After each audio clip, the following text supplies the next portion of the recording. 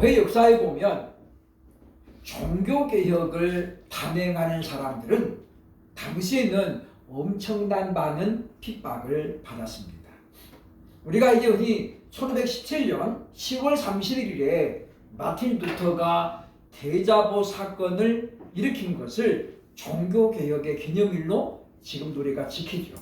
그러나 이 루터보다도 먼저 종교개혁의 시작을 했다는 사람들은 여러 명 있습니다. 대표적으로 보면 이제 그 존 위클리프 같은 사람도 있고 존 후스라는 사람도 있고, 그러니까 보면 그 이전에 보면 이미 많은 사람들이 종교개혁을 단행을 했죠. 그러나 그들은 전부 다 처형을 당했습니다. 화형을 당하기를 하고 그렇게 이제 숨을 거두었죠. 그러나 그분들이 흘린 그와 같은 순교의 피는 결국 사라지지 않았고 루터를 통해서 마침내 기독교는 종교가 개혁이 되어집니다. 그런 것처럼 우리가 그 역사를 보면 종교 개혁을 하는 것은 뜯어 고치는 것이 아니라 성경대로 돌아가는 거거든요. 그러니까 그것은 그만큼 강한 저항을 만났습니다.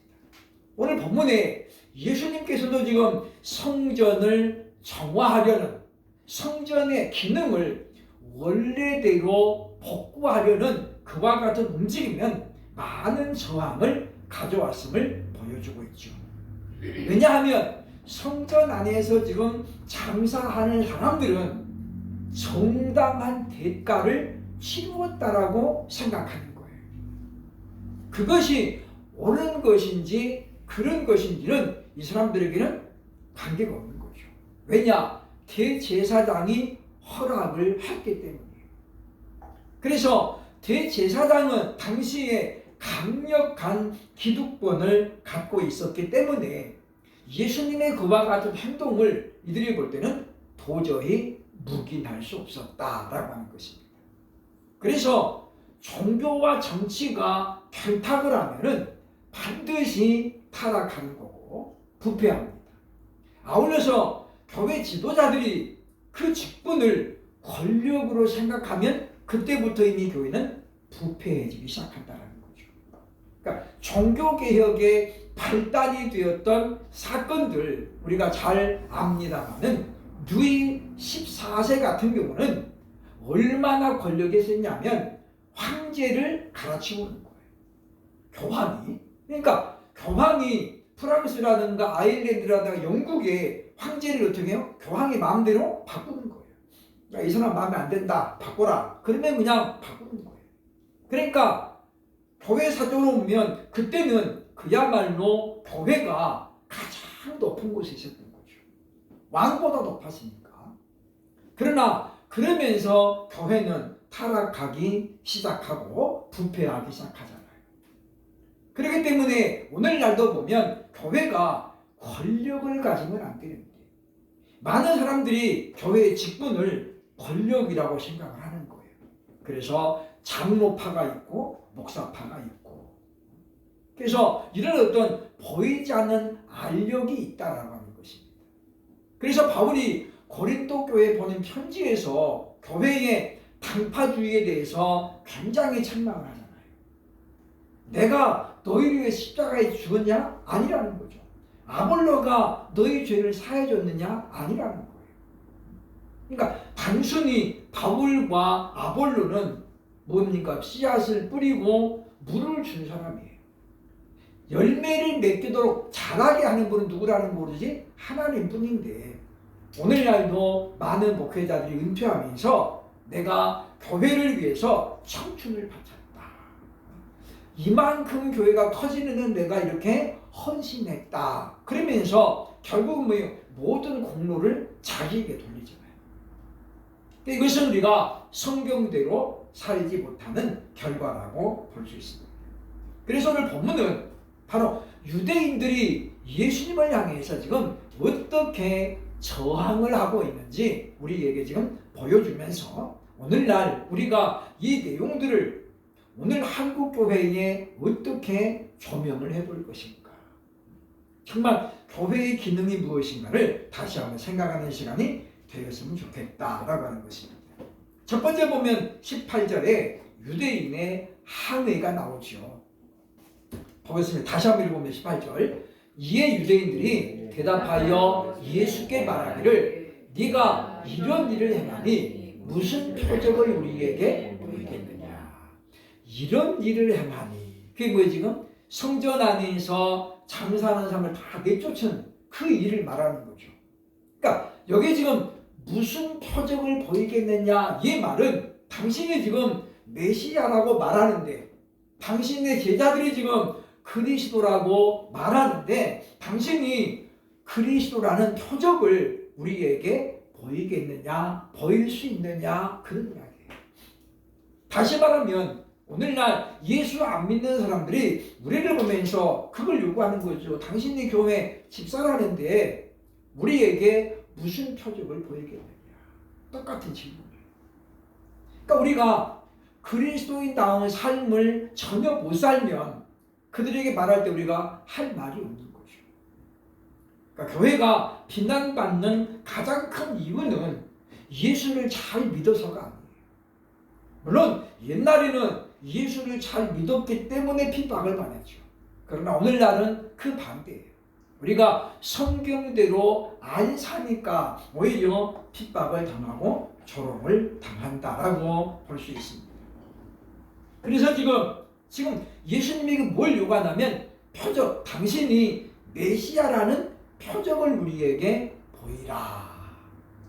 원래 유대인들은 표적을 매우 중요하게 여기는 그런 사람들입니다. 그걸 전통으로 여기고 있었다라는 거죠. 바울이 고린도전서 1장 20절 이렇게 얘기합니다. 보면 유대인은 표적을 구하고 헬라인은 지혜를 찾는다.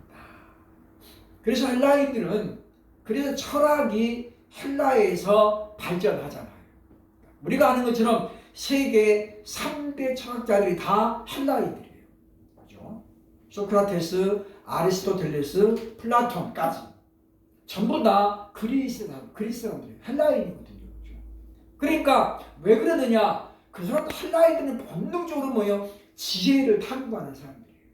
그래서 신학문에 눈을 빨리 뜨고 뭔가 유행을 하고 있으면 거기에 많은 사람들이 심취하거든요.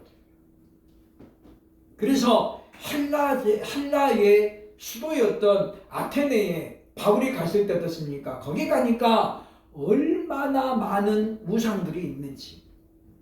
그러니까 우리가 하는 것처럼 보면 그리스 로마 신화에 나오는 신들이 아테네에 다 있는 거잖아요. 아테네에. 거기서 이제 올림픽이 발생을 했습니다만은 거기에 보면 제우스를 중심으로 해가지고 여러 신들이 존재하잖아요. 그러니까 그런 걸 보면 그 사람들은 지혜를 탐구하다 보니까 자꾸 근원을 파고 들어가는 근원을. 그래서 이제 신들을 만들어냈다라고 하는 것입니다. 그러나 우리가 표적을 너무 중요하게 여기고 눈에 보이는 것만 너무 우리가 중요하게 보이면 내면적인 변화를 우리가 발견할 수 없고 또 감춰진 진리를 발견하기 어렵게 됩니다. 그래서 우리가 표적과 이적을 중심으로 삼겨진 믿음은 오래갈 수 없다는 거예요. 예수님이 그랬잖아요. 그죠? 사람들이 오병의 기적을 한 다음에 예수님이 하나님 나라를 증거하니까 사람들이 다 떠나가는 거예요. 몇 명이 모였다고요? 여자와 아이를 빼고 5,000명이 점심을 먹었어요. 예수님이 하나님 나라를 설명하니 다 떠나가는 거예요. 제자들이 있죠. 너희도 가려느냐. 너희도 가려느냐. 그게 무슨 이야기냐면 이 보면 보리떡 5개와 물고기 2마리로 사람들이 어떻게 배부르게 먹었어요. 이적을 경험한 거거든요. 그래서 사람들이 모이는 거예요. 그런데 하나님의 말씀을 전하니까 사람들이 다 떠나가는 거죠. 그러니까 표적을 중심하고 이적과 기사를 자꾸 추구하는 사람들은 결국 어떻게 하나님 말씀이 전해지면 떠나갑니다. 그러면 하나님의 말씀은 구원에 이르는 지혜가 있게 한다 그랬잖아요. 왜 시몬 베드로가 말씀을 많이 읽으라고 그랬어요? 하나님 말씀 가운데 구원에 이르는 지혜가 있거든요. 우리가 어떻게 믿어야 구원받고 어떻게 살아야 복을 받고 어떻게 살아야 하나님 앞에 칭찬을 받는지 성경이 다 가르쳐주는 거예요. 표적을 경험한다고 해서 이적을 체험한다고 사람이 변화되는 것은 절대 아닙니다. 그래서 유대인들은 한계를 뚜렷하게 갖고 있는 거예요. 표적을 구하는 것은 어린아이 같은 일이거든요. 우리가 주의 말씀을 새겨야 되겠다. 그런 이들에게 예수님이 19절에 보면 뭐라고 답변하는가? 이렇게 답변합니다. 시작. 예수께서 대답하여 이르시되 너희가 이 성전을 홀라 내가 사흘 동안에 일으키리라. 표적을 보이라고 하니까 예수님이 하는 말이 뭐냐면 너희가 이 성전을 홀라. 그러면 내가 사흘 동안에 다시 일으키겠다라고 얘기합니다. 예수님은 지금 성전된 자기 몸을 이야기한 거죠. 그러니까 너희가 나를 무너뜨려라. 그러면 사흘 안에 내가 다시 일어날 것이다. 그러나 유대인들은 이 말씀을 문자적으로만 해석합니다. 그래가지고 오늘 본문에 보면 그들이 이야기하고 있죠. 그죠? 보면 20절 보면 유대인들이 왜 이 성전은 46년 동안에 지었거늘 네가 3일 동안에 일으키겠느냐 하더라.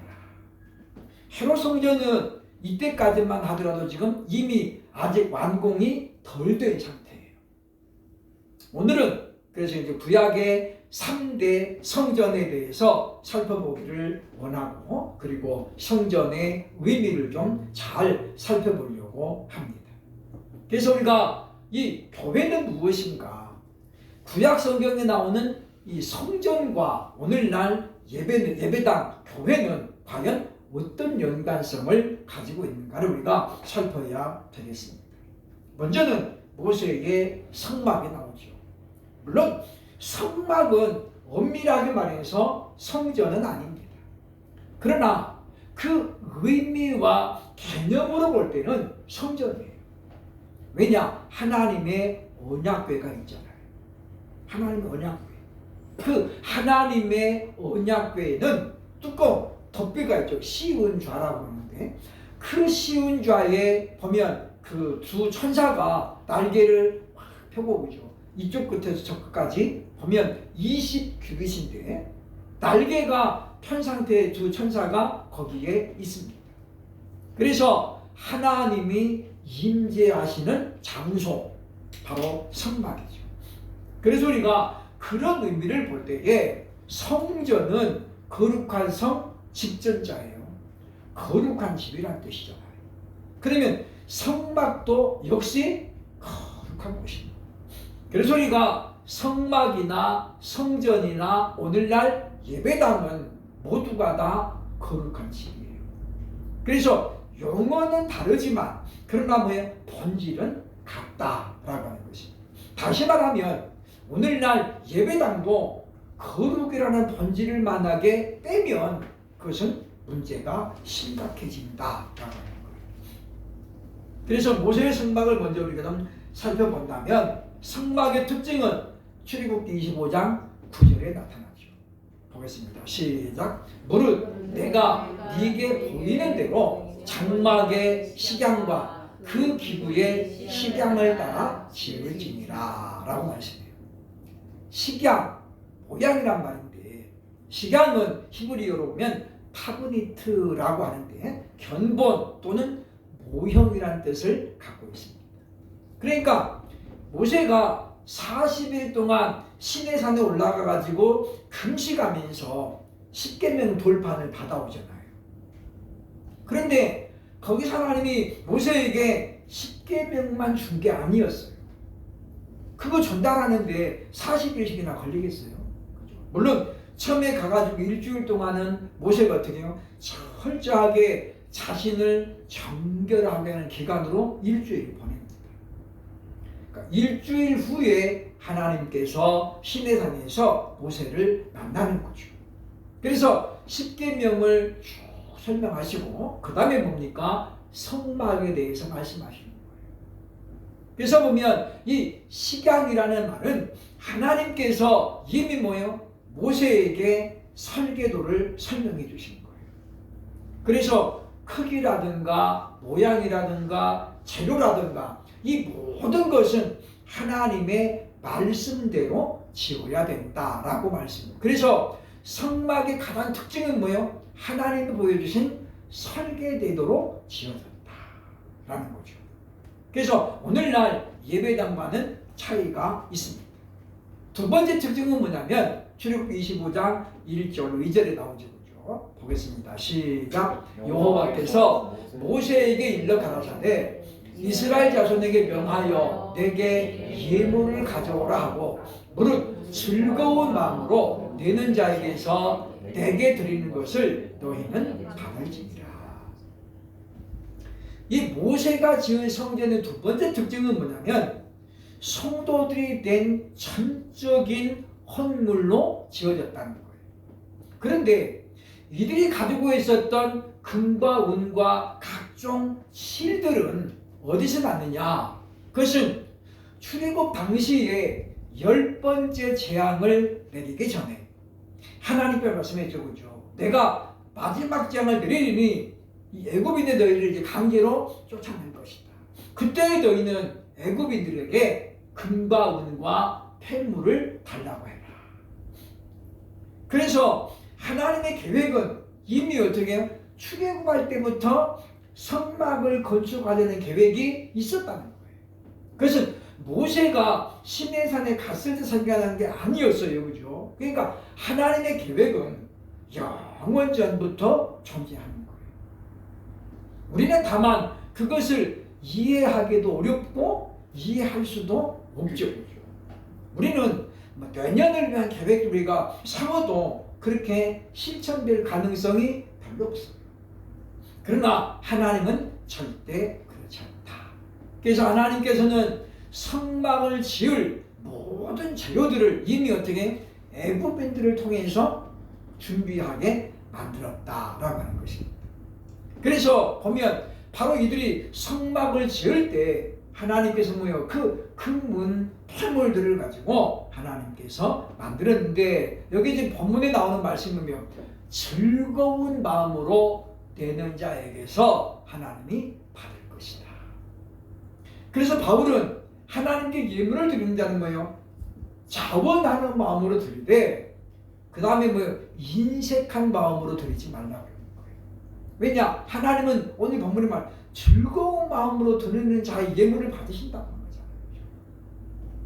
그러면서 보면 모세 시대에 지은 성막은 세 번째 특징이 뭐냐? 출애굽기 36장 6절로 7절에 나옵니다. 보겠습니다. 모세가 명을 내리매 그들이 진중에 공포하여 가로되 물은 남녀하고 성소에 드릴 예물을 다시 만들지 말라 하매 백성이 가져오기를 정지하니 이는 재료가 모든 일을 하기에 넉넉하여 남음이 있더라. 우리가 교회를 보면서 신구약 성경을 보면서 이때만큼 풍성한 적이 없었어요. 그래서 장차 우리 예방교회도 이런 복이 있기를 축원합니다. 즉 하나님께서 야 이제 그만해라. 너의 충성이 너의 헌신이 이제 넉넉하다. 이런 어떤 하나님 말씀 우리가 들을 수 있다면 우리는 얼마나 복된 사람이겠습니까?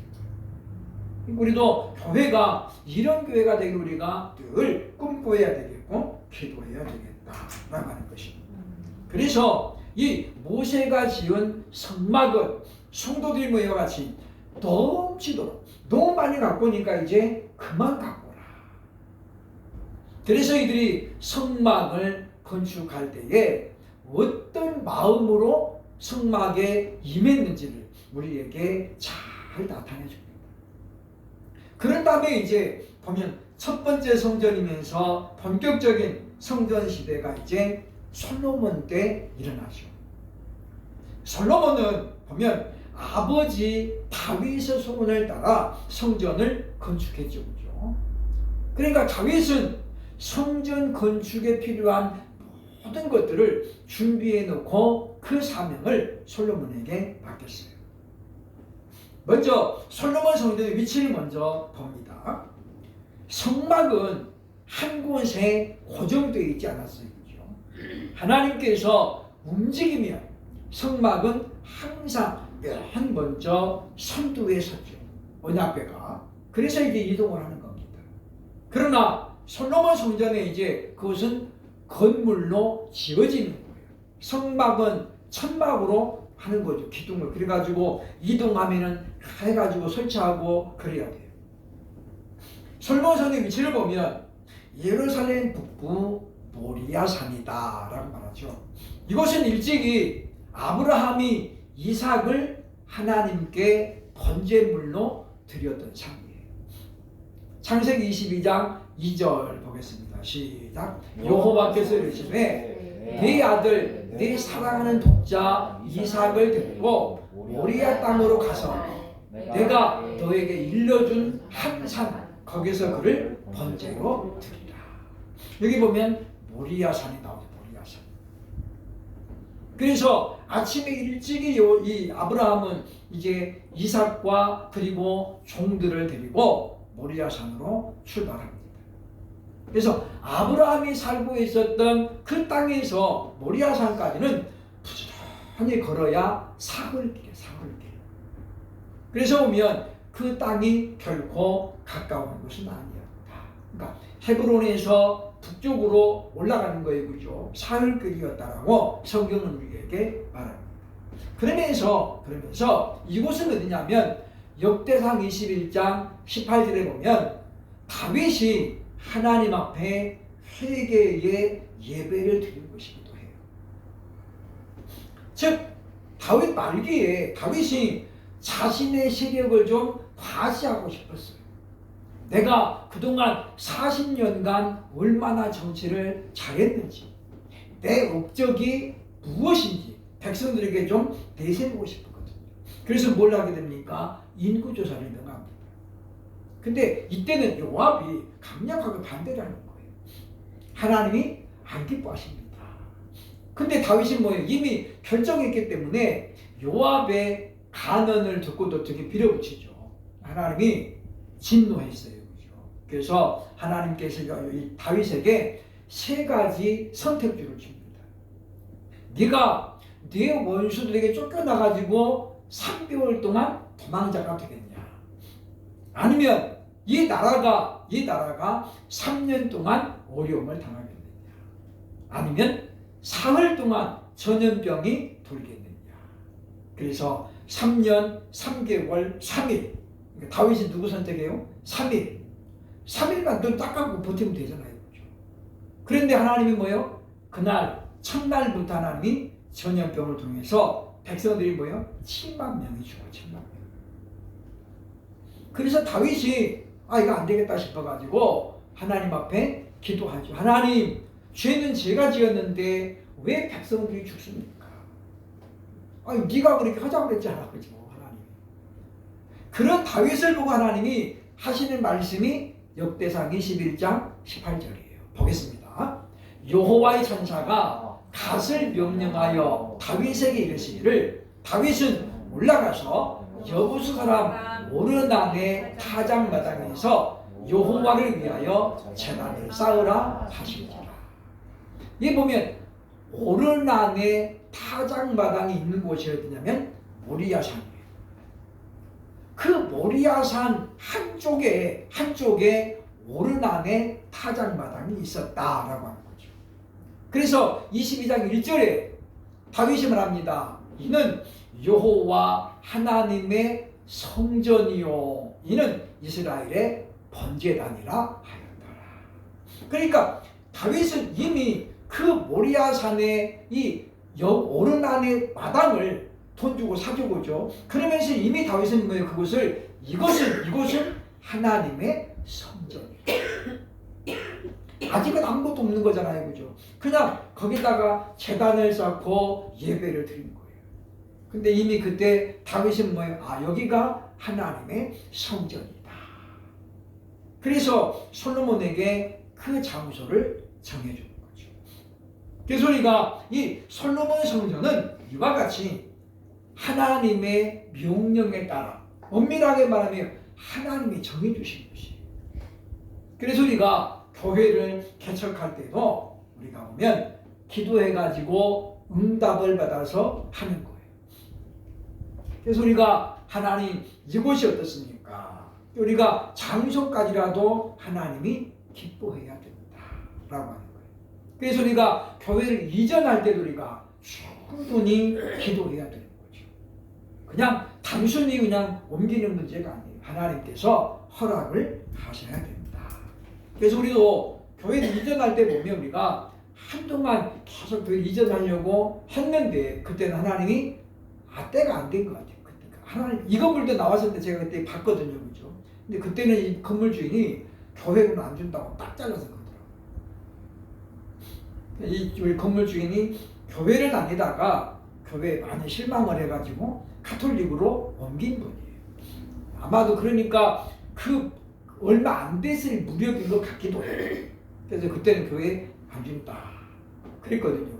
그래 한 3년쯤 지나가지고 우리가 얻게 된 건데 어쨌든 그렇기 때문에 솔로몬 성전의 특징은 그 장소를 하나님이 정해 주셨다라고 하는 것입니다. 그러면서 성전의 건축 기간과 특징을 좀 보자면 솔로몬이 성전 건축을 시작한 것은 주기한 지 4년째입니다. 4년째에 아버지 다윗의 소원을 따라서 성전을 건축하죠. 그래서 무려 7년 동안 짓습니다. 7년 동안. 솔로몬이 지은 성전은 크기가 오늘날로 말하면 약 70평, 70평. 그러니까 예배당이 그렇게 큰 건 아니에요. 그죠? 한 70평짜리인데 7년이 걸렸다. 이 말은 그가 얼마나 많은 정성을 다해서 또 얼마나 정교하게 지었는가를 우리에게 잘 보여줍니다. 그렇기 때문에 예배당은 빨리빨리 짓는 게 절대 아니에요. 왜냐? 빨리빨리 하다 보면 뭐예요? 반드시 부실공사로 연관이 돼요. 제가 지난주에 이제 천안에 갔다 왔습니다만은 거기 바로 그 독립기념관 옆에 거기를 제가 갔다 왔는데 독립기념관 처음에 지을 때 어땠어요? 공기를 단축한다고 빨리 지었잖아요. 그 해에 여름에 홍수가 오니까 그 새 건물에 지붕에서 물이 다 새는 거예요. 뭐 때문이에요? 빨리빨리 하다 보니까 부실공사가 나요. 일본의 큰 기업체하고 우리나라의 모 기업이 연합으로 지었거든요. 아니 독립기념관 건물을 일본 업체에다 맡겼다는 것 자체가 말이 안 되는 소리예요. 그 사람들이 오리지널로 짓겠어요? 안 짓죠. 그죠? 저는 그때 보면 그걸 보면서 도대체 아무리 물론 화해도 정책도 중요하지만 그 역사적인 건물인데 그렇게 해야 되겠는가? 어쨌든 그래서 이제 보면 우리가 이 솔로몬이 70평짜리 건물을 지으면서 7년이 걸렸다. 그러니까 우리가 이것은 우리가 그만큼 생각할 여지가 많다는 거예요. 그 다시 말하면 우리가 하나님의 성전으로 세워져 가는 것은 절대 어떻게 해요? 빨리빨리 안 된다는 거예요. 그죠? 우리가 50년을 예수 믿어도 우리에게 뭐가 남아있어요? 옛사람이 남아있어요. 없어지는 게 아니에요. 그러니까 저는 이제 우리 총회 어르신들을 보면서 우리 노예도 이제 7학년들이 점점 늘어나거든요. 그죠? 근데 그분들은 보면 길게는 60년, 70년 예수 믿은 분들이에요. 그러면 정말 거룩하고 막 쳐다만 봐도 은혜가 돼야 되는데 여러분 저 쳐다보면 은혜가 돼요? 안 되잖아요. 그죠? 똑같아요. 그러니까 성전을 건축한다. 우리가 성전인데 왜냐? 성령이 거하시는 곳이잖아요. 그럼 우리 자신이 성전이에요. 예수님만 성전이 아니다. 그래서 바울이 뭐라고 합니까? 너희가 하나님의 성전인 것과 하나님의 성령이 너희 안에 거하시는 것을 알지 못하느뇨 라고 말하는 거예요. 그래서 우리가 하나님의 성전으로 올바르게 세워져 가려면 7년도 필요하고 10년도 필요해요. 그래서 우리가 오전 말씀드리는 단계적으로 나아지는 거예요. 단계적으로. 그러니까 그것을 우리가 하나도 절대로 이상한 게 여기면 안 된다는 거예요. 조급해가지고 우리 인격이 달라지지는 않는다. 그래서 우리 솔로몬이 성전 건축 1년 안에 끝낼 수 있죠. 왜 못 끝내겠어요? 그죠? 그런데 하나님이 그렇게 역사하셨다라고 볼 수 있다고 하는 것입니다. 그러면 이 솔로몬이 이 보면 지을 때 어떻게 원칙이 뭐였느냐? 대상 28장 11절 12절 보겠습니다. 시작. 다윗이 전에 낭실과 그 집들과 그 곳간과 다락과 골방과 속죄소의 식양을 그 아들 솔로몬에게 주고 또 성신에 가르치신 모든 식양 곧 여호와의 전의 뜰과 사면의 모든 방과 하나님의 전 곳간과 성물 곳간의 식양을 주고 모세 시대 때 썼던 성막에 썼던 식양이라는 단어가 또 나와요. 결국 이 말은 무슨 말이냐면 하나님이 다윗에게 뭘 요구했다는 거예요? 식양을 보여줬다는 거예요. 너는 이대로 건축해라. 그래서 성전은 3층으로 되어 있는데 방이 밖으로 다 있죠. 밖으로 그죠. 성전 안에 있는 게 아니라 밖에 이렇게 나선용으로 사다리꼴로 이렇게 다 올라가면서 방이 있어요. 그죠. 그 1층에도 방이 있는데 그런 방들 크기까지 전부 어떻게 해요? 다윗이 보여준 식양대로. 다윗은 성령에 감동해가지고 본대로 솔로몬에게 전달했다라고 하는 것입니다. 그래서 장이 60규빗, 길이가 60규빗이고 그 다음에 방이 넓이가 20규빗, 높이가 어떻게 해요? 높이가 30규빗이에요. 그러니까 결코 큰 건물이 아니에요. 그런데 이제 제가 이제 이건 취미 그냥 참고로 해봤습니다만은 2023년을 기준으로 이때 솔로몬 성에 들어간 돈이 얼마였을까?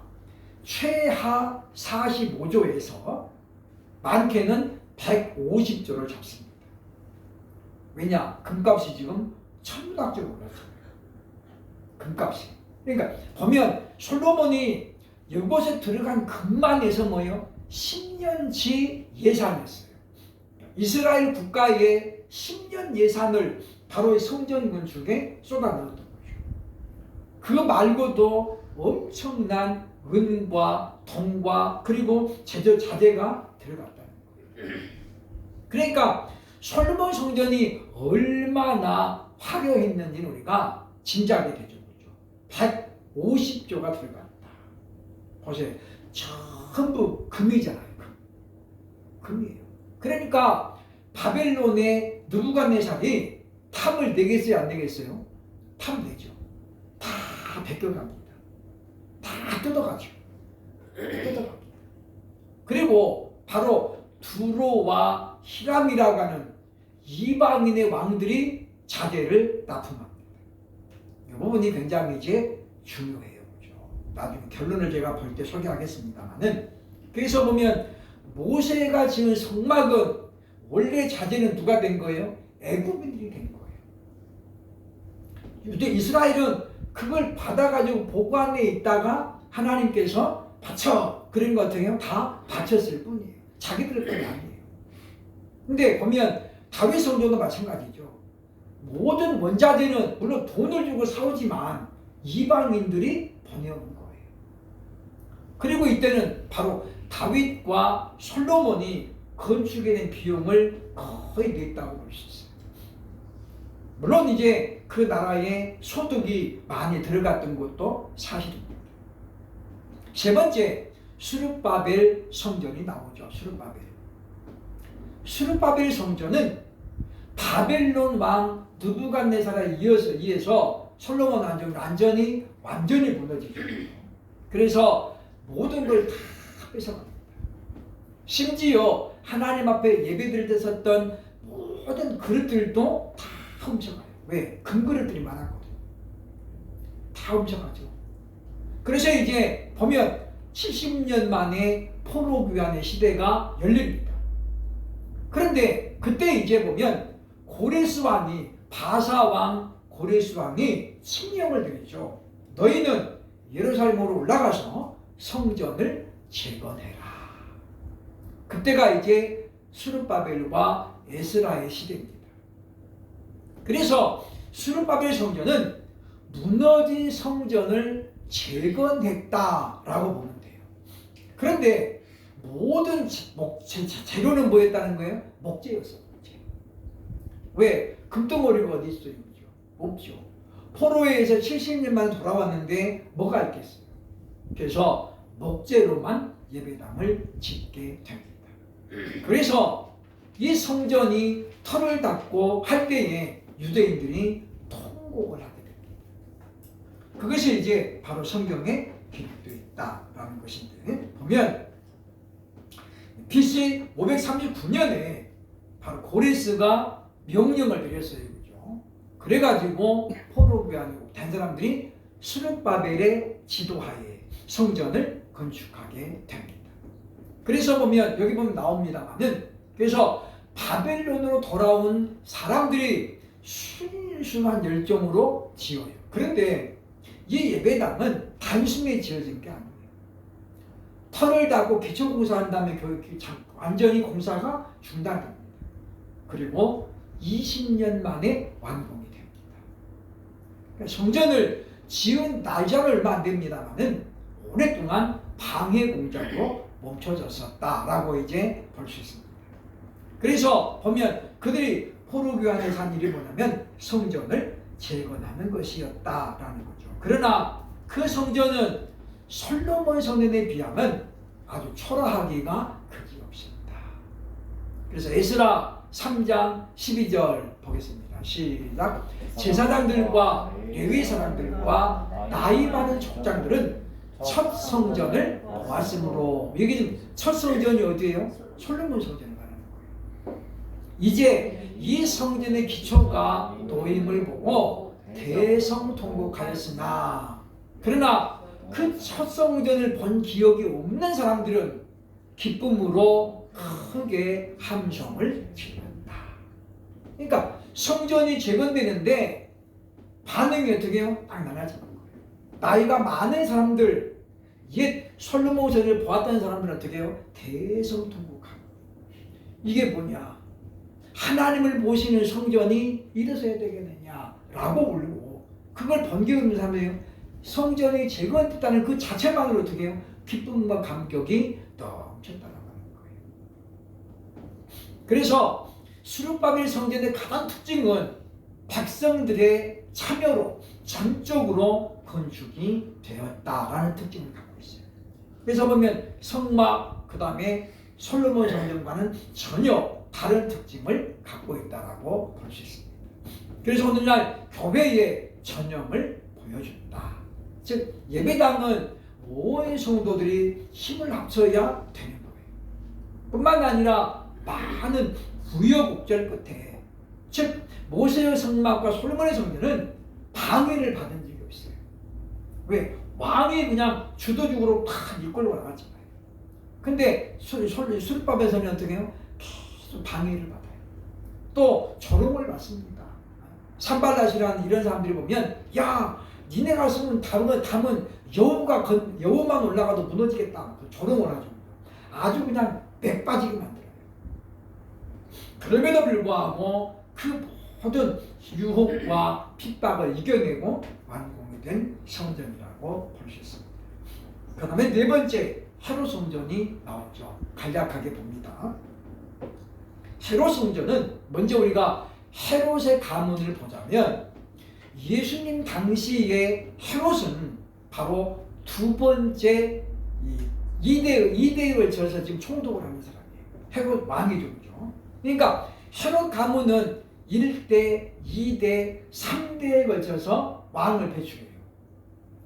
그래서 이 헤롯이 언제 성전을 지었냐면 BC 19년입니다. 예수님 오시기 전에 19년도에 유대인들이 어떻게 하면 우리가 환심을 사가지고 그들의 지지를 받을까 하다가 뭐예요? 성전을 증축하기로 해요. 그러니까 이때에 아직까지 수르바벨 성전이 있었어요. 그죠? 그런데 헤롯이 보니까 왕궁에 비해서 너무 초라한 거예요.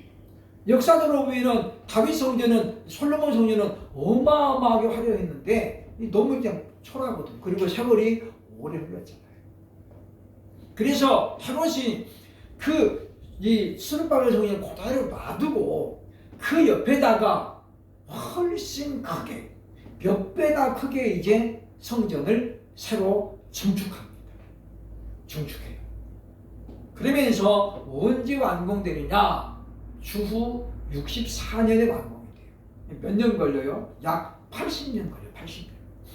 그러니까 예수님 당시에 지금 46년에 걸렸다 이 말은 무슨 이제 절반밖에 안 된 거예요. 그러니까 솔로몬 성전은 7년 걸렸는데 헤롯 성전은 80년.